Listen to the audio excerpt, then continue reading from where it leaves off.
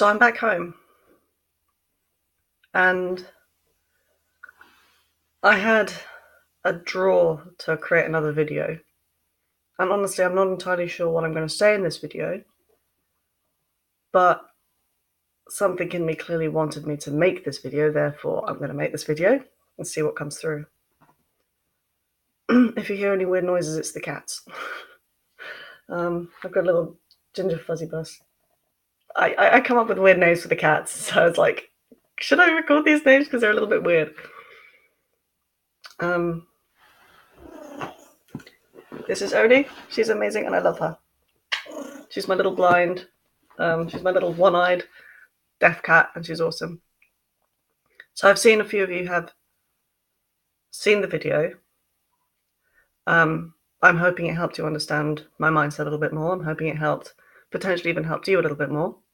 And I've seen the comments, and I appreciate the comments. And I will try and answer them when I can, because I've been unbelievably busy the last couple of days through my own attempt at keeping busy, basically kind of running away from my own mind.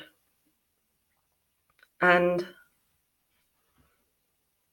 I'm trying to think less with my head and more from here, more from my heart, because I spend so much time in my head going over situations and overthinking literally everything to the point of exhaustion, which is then what leads to the anxiety for some cases. I've been trying to think, go with the flow, basically.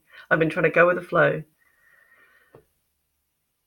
so that I take action on things which I'm meant to take action on, rather than getting scared of them, rather than letting fear rule me,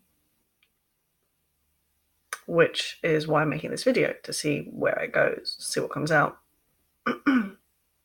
So today I have my my second CBT session, and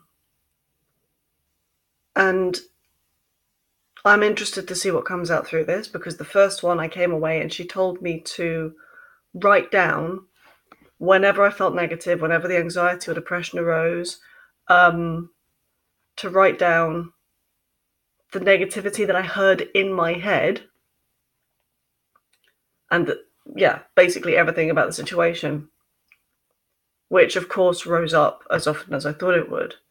There's an entry for nearly every day since I had that session. And it's kind of fascinating because it's made me face up to a side which I'm protecting myself from. Because no one likes feeling like that. No one likes accepting the fact that they feel like that.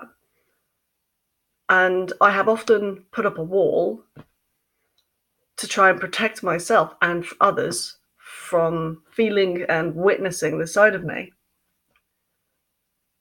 Before my operation, in previous blogs and stuff, I've said that it's like having a panther, which is up and awake.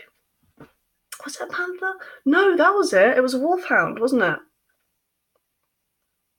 It's like I was the panther, an injured panther kind of lying there, and a wolfhound, whenever it got defensive, would stand up and growl, and I wouldn't let anyone near me, because if they came near me, you don't want to poke paint an injured panther, because you don't want to kind of get your face ripped off. So the wolfhound would wake up and just stare at people and just growl, the whole kind of, you do not want to fucking come near this, you really, really don't. And my temper would flare up and I'd get snappy. And it wouldn't be until later, till when the harm was already done, that I'd realised I'd gotten snappy and that I'd have to apologise. It's not as bad now because, my life's not in danger or anything like that. But there is still an element of that. There is still an element of the animal curled up in the corner of the room, whimpering and then kind of baring its teeth whenever somebody comes near, as if going, don't fucking touch me. Do not fucking touch me. So making myself face up to that injured animal and kind of going towards it and saying, come on, you okay? Tell me what's up. It's been interesting. It's a fascinating feeling because I'm facing up to my vulnerability. And in the past, I used to imagine this armor clanking down on me. And one of my biggest escapes was live action roleplay. For those of you who don't know of it, that's basically Dungeons and Dragons, kind of tabletop stuff with stats and everything. But you do it out for real in the field and stuff like that. Surrounded by friends, you go out, you fight enemies, stuff. It's brilliant. And I used to have an incredible time. And I fell ill around the time my character, who was at an amazing point in her life, died. And when I lost her, I then fell ill. It was like I'd lost my armor and suddenly my physical body was being punished for it. I was like, holy shit. And that's when the really intensive depression hit me. And I still have a hint of that armor. Because I think I tend to put myself into situations whilst I'm trying to escape from myself where a little voice in my head just came up and said, this video is really, really boring. Because who the fuck would want to watch this? Who would care about this? I'm going to try and push through that because I'm hoping that it is helpful on some level, even if it's for me, that it might potentially help someone else out there. I don't know, we'll see. So yeah, I put myself into situations where I still can get quite vulnerable and I still can get hurt. So that armor is still very, very slightly there. And forcing myself to open up that vulnerability and really analyze it, it's difficult. Oh God, it's difficult. But at the same time, it does kind of help because in a moment's notice when I'm feeling hell, and I just make a note of it, and I explain the situation, I write down what I'm feeling, the words going through my head, the intense amount of that is going through my head, and then it kind of gently passes. It's like I've accepted it and I can move on. There have been times when I have been with someone and they say to me, are you okay? And I kind of go, not really. I say, what's up? And I go, I feel like this. I just showed them what I've written. And they've said to me, what can I do to help? I'm like, just be there. Just be. Distract me, whatever. And that's actually helped a great deal. Because sometimes it is very, very difficult to explain what is going through our minds in words. So writing it down helps express it. So I'm curious to see what the CBT session does today, what it does with what I've been writing down. And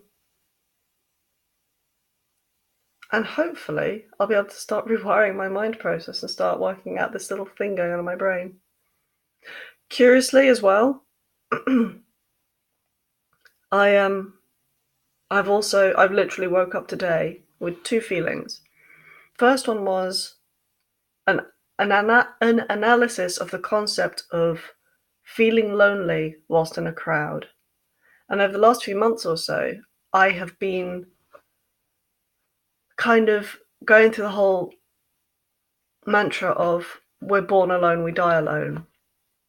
Because we are our own beings. We are a singular person in this world. And yeah, you've got people surrounding you, but I think, for me personally, that refers to what goes on in my head.